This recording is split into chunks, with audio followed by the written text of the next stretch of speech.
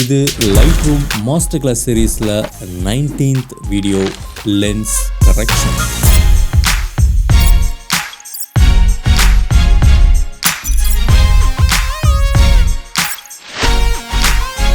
லென்ஸால் ஏற்படுற ஒரு சில அன்வான்ட் டிஸ்ட்ராக்ஷன் அண்ட் இது மாதிரி chromatic aberration அண்ட் vignetting இது மூணையும் இந்த லென்ஸ் கரெக்ஷன் பேனல் மூலமாக ரெடியூஸ் ஆர் கம்ப்ளீட்லி ரிமூவ் பண்ணிடவும் முடியும் வித் வெரி ஃபியூ ஸ்டெப்ஸ் மூலமாக. அப்படி இந்த லென்ஸ் கரெக்ஷனில் என்னதான் இருக்குது பார்த்துடலாம் வாங்க.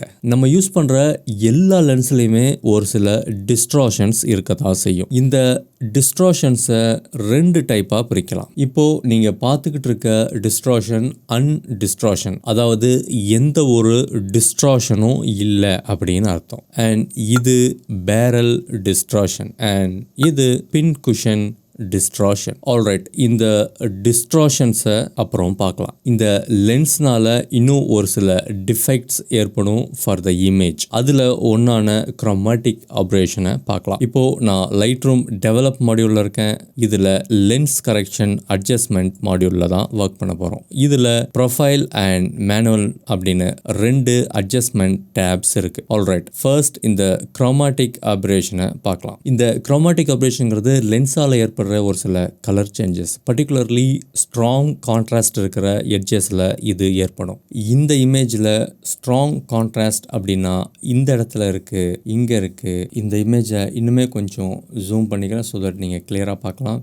இந்த எட்ஜஸில் ஏற்பட்டிருக்க இந்த purple colour and green colour இது எல்லாமே இந்த chromatic aberration தான். இது இந்த பர்பிள் கலர் ஏன்னா இந்த இடத்துலலாம் ஸ்ட்ராங் கான்ட்ராஸ்ட் இருக்குது அப்படின்னு அர்த்தம். யூஸ்வலி இந்த ப்ரைமரி கலர்ஸான ரெட், க்ரீன், ப்ளூ இந்த மூணு கலருமே கேமரா சென்சாருக்கு ரொம்பவே சென்சிட்டிவாக இருக்கும். சம் டெக்னிக்கல் ரீசன்னால் இந்த ஒரு கலர் சேஞ்ச் எட்ஜஸில், அதுவும் ஹை கான்ட்ராஸ்ட் இருக்கக்கூடிய எட்ஜஸில் ஏற்படுது. லக்கிலி இதை ஈஸியாக ரிமூவ் பண்ணிடவும் முடியும். ஆல்ரைட், இப்போது இதை ரிமூவ் பண்ண ஜஸ்ட் ரிமூவ் chromatic aberration கொடுத்தா கான், தட்ஸ் இட், ரிமூவ் ஆகிடுச்சு. ஸோ இப்போது இது பிஃபோர் அண்ட் இது ஆஃப்டர். இப்போது பிஃபோரில் போய் இந்த இடத்த பார்க்கலாம்.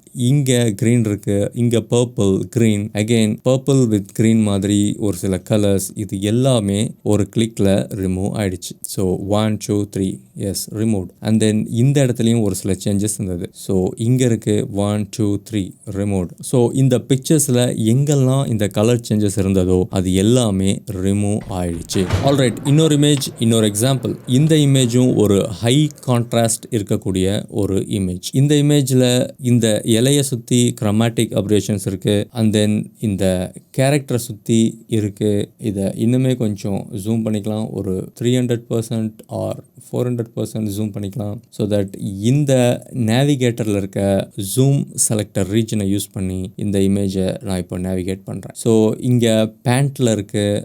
ஸோ ஆல்மோஸ்ட் எல்லா இடத்துலையும் இந்த இமேஜில் கம்ப்ளீட்டாக இந்த கலர் சேஞ்ச் இருக்குது. ரைட், இப்போது ஏற்கனவே ஃபாலோ பண்ண டெக்னிக் யூஸ் பண்ணி ரிமூவ் chromatic aberration கொடுக்குறேன்.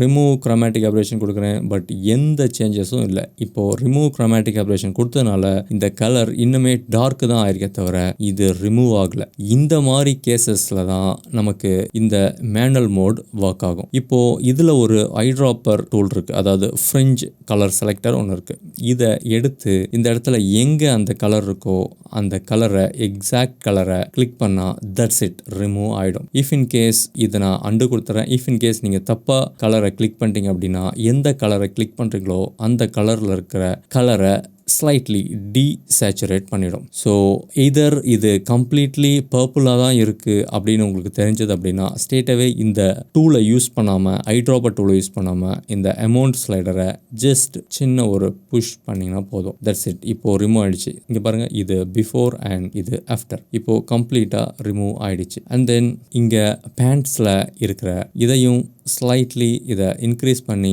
ரிமூவ் பண்ணிடலாம்.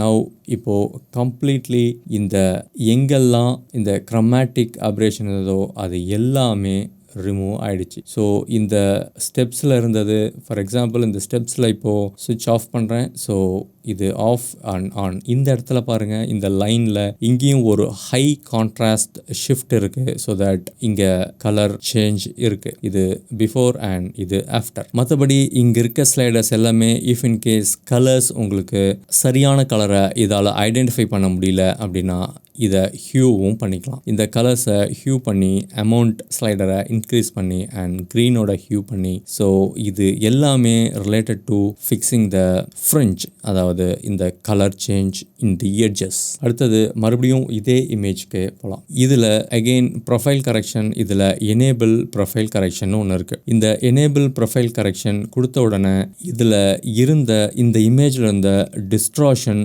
ரிமூவ் ஆகிறத பார்க்கலாம். இந்த டிஸ்ட்ராக்ஷன் ரிமூவ் ஆகிறது மட்டும் இல்லாமல் இது என்ன கேமரால மேக்ல இந்த பிக்சர் ஷூட் பண்ணது அப்படின்னு சொல்லி அது வருது. அண்ட் தென் என்ன லென்ஸில் ஷூட் பண்ணோங்கிறது வருது. அண்ட் என்ன ப்ரொஃபைல் இதில் அப்ளை ஆகியிருக்குங்கிறதும் வருது. ஸோ பேசிக்கலி இந்த டேட்டாஸ்லாம் மெட்டாடேட்டா வழியாக லைட் ரூம் ரீட் பண்ணுது. ஒருவேளை மெட்டாடேட்டா பற்றி ஒரு டீட்டெயில்டு வீடியோ ஆல்ரெடி பண்ணியிருக்கோம், செக் பண்ணி பாருங்கள். ஸோ பேசிக்கலி இதில் லென்ஸ் ப்ரொஃபைலில் போனீங்கன்னா என்ன பாடியில் என்ன மேக் கேமரா பாடியில் ஷூட் பண்ணோம் அப்படிங்கிற கேமரா ஆட்டோமேட்டடாக செலக்ட் ஆகும். அண்ட் தென் லென்ஸோட மாடல் என்ன லென்ஸில் ஷூட் பண்ணியிருக்கோம்னா இப்போது இந்த lens Canon EF2470 f2.8L to USM லென்ஸில் ஷூட் பண்ணியிருக்கோம். அண்ட் தென் ப்ரொஃபைல் இதோட என்ன ப்ரொஃபைல் இது ஷூட் பண்ணது அப்படின்னு சொல்லி இருக்குது. இது அடோப் ப்ரொஃபைலில் ஷூட் பண்ணுது. இஃப் இன் கேஸ் இதை ஆட்டோமேட்டடாக உங்களோட லைட் ரூம் பிக் பண்ணலன்னா உங்களோட இமேஜிலேருந்து மெட்டாடேட்டா மிஸ்ஸிங்னு அர்த்தம். ஸோ தட் நீங்கள் மேனுவலாக கூட கேமரா அண்ட் லென்சஸை செலக்ட் பண்ணலாம்.